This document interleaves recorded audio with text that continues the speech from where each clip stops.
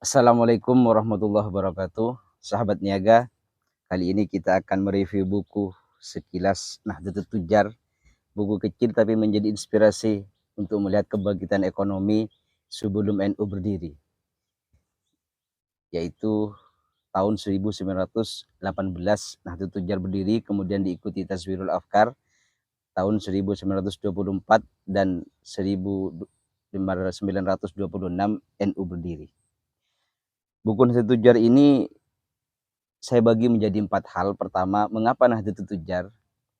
Nahdlatul Tujar ini berdiri disebabkan oleh 4 masalah, baik dari masalah ekonomi maupun masalah sosial dan agama. Pertama, ekspansi kelompok modernis yang masuk ke desa-desa sehingga banyak tuan tanah, orang-orang yang kaya di desa sudah dikuasai oleh kaum modernis. Maka pada saat itu tuan tanah yang menjadi pendukung perekonomian kiai sudah mulai dikuasai oleh kaum modernis, maka ini harus dilakukan berbagai gerakan. Yang kedua, kelompok-kelompok ulama ketika berdakwah, ketika tidak didukung oleh ekonomi, mereka tidak didengar. Maka oleh karena itu, kelompok ulama harus memiliki dukungan ekonomi agar dakwahnya diterima oleh masyarakat. Yang ketiga adalah sikap tajarrud, di mana masyarakat pada waktu itu, khususnya kaum santri, itu bersikapnya malas untuk melakukan kegiatan ekonomi, malas untuk melakukan kegiatan-kegiatan kesejahteraan ekonomi. Mereka lebih percaya tentang takdir hidupnya sendiri, seperti itu, kalau miskin ya miskin. Yang keempat, masalah yang paling krusial pada waktu itu adalah banyak masyarakat tidak peduli terhadap tetangganya, bahkan tetangganya yang tidak sholat saja tidak dipedulikan. Belum lagi kepada masalah-masalah sosial. Maka lahirlah tahun 1918 Nahdlatul Tujar. Nahdlatul Tujar ini sangat kental dengan sebuah spirit ekonomi yang diungkapkan oleh Mbah Hasyim Asy'ari. Wahai pemuda bangsa yang cerdas dan cerdik, para ustadz yang alim, mengapa kalian tidak mendirikan suatu badan usaha ekonomi yang beroperasi di mana setiap kota terdapat suatu badan usaha yang otonom. Ini dibentuk dan diketuai sendiri oleh Kiai Haji Hasyim Asy'ari dan bendaharanya adalah Kiai Wahab Hasbullah, dengan modal utama adalah 1.175 gulden. Jadi kalau dirupiahkan sekarang sekitar 10 jutaan. 25 gulden 25 gulden itu masing-masing dari Kiai Haji Hasyim Asy'ari dan Kiai Wahab Hasbullah. Kemudian 25 gulden kali 43 anggota, dan ada 2 kiai yang menyumbang sebesar 100 gulden. Nahdlatul Tujar ini bergerak di bidang pertanian, sehingga badan usahanya itu menggunakan Syirkah Al-Inan karena bergerak di bidang pertanian. Karena bergerak di bidang pertanian ini, maka ada sebuah spirit akidah tentang usaha pertanian yang dikembangkan dan langsung disiarkan oleh Kiai Hasyim Asy'ari, yaitu sebuah teks, apabila kamu selesai mengerjakan sholat, maka berterbanglah di muka bumi ini dan carilah karunia Allah, kemudian ingatlah kepada Allah sebanyak-banyaknya. Teks teologis ini menjadikan kegiatan ekonomi sebagai subordinasi dari sebuah kegiatan ibadah.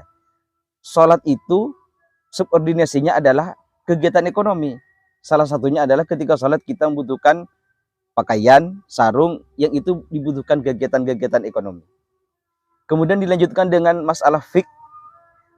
Apabila kamu tidak memiliki sebuah ilmu tentang muamalah, maka haram hukumnya untuk melakukan kegiatan muamalah. Ini sebuah teks menyarankan, fik ini menyatakan bahwa kita harus memiliki pengetahuan yang luas tentang entrepreneurship.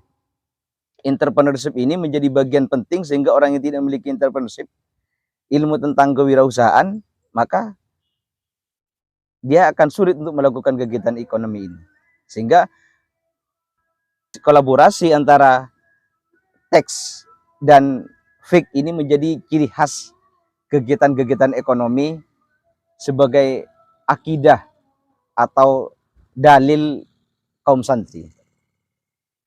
Sahabat niaga yang berbahagia, Kemudian gerakan-gerakan apa yang dilakukan dalam Nahdlatul Tujar? Gerakan-gerakan ini merupakan murni gerakan-gerakan kegiatan ekonomi pertanian.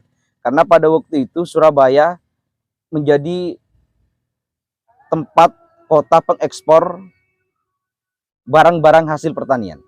Bahkan Surabaya itu dianggap sama dengan Mumbai dan Tokyo di Jepang. Jadi sistem tanam paksa itu di samping sangat meresahkan terhadap masyarakat, tetapi telah merubah Surabaya menjadi kota pengekspor kopi, lada, gula, minyak, dan hasil pertanian yang lainnya. Sehingga Nahdlatul Tujar ini bergerak di 3 kota yang disebut dengan segitiga emas. Kota Surabaya sebagai pusatnya, kemudian kota Jombang dan kota Kediri. Karena 3 kota ini merupakan bagian penting dalam penyokong hasil pertanian diekspor di Surabaya.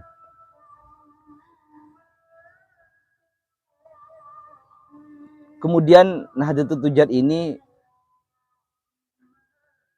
setelah beberapa fase kuatnya ekonomi dunia, kemudian mengalami fase kemunduran, yaitu pada saat resesi pertanian. Ketika dunia sudah melakukan perubahan dari pertanian kepada perkebunan dan industrialisasi.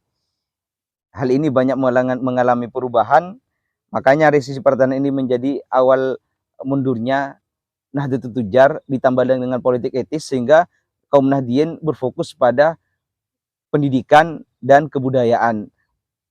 Sehingga 1924 lahir Taswirul Afkar.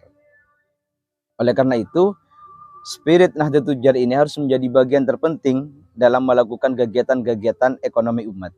Karena pada saat sekarang ini, masyarakat desa, khususnya di desa-desa yang terpencil, itu sudah terseret dalam pasar kapitalis. Karena perubahan dari pertanian kepada industri.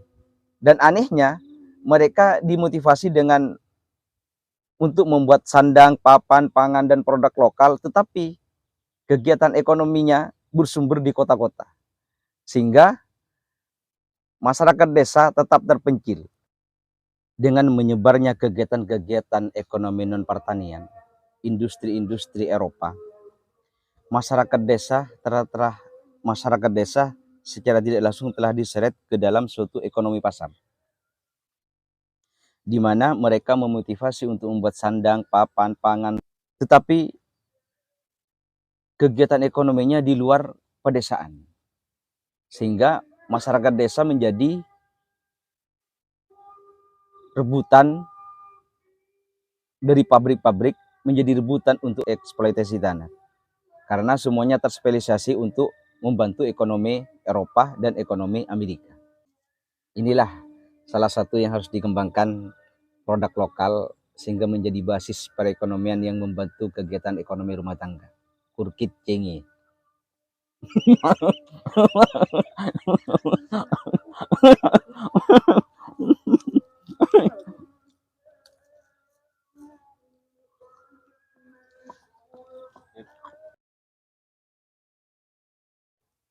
Oleh karena itu, Nahdlatul Tujar ini menjadi spirit bagi perekonomian umat, karena perekonomian ini akan membantu kegiatan-kegiatan ekonomi selanjutnya. Nahdlatul Tujar ini menghasilkan sebuah lembaga-lembaga baru seperti Syirkah Muawana tahun 1937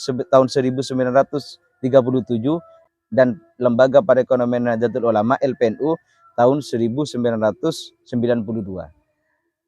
Oleh karena itu,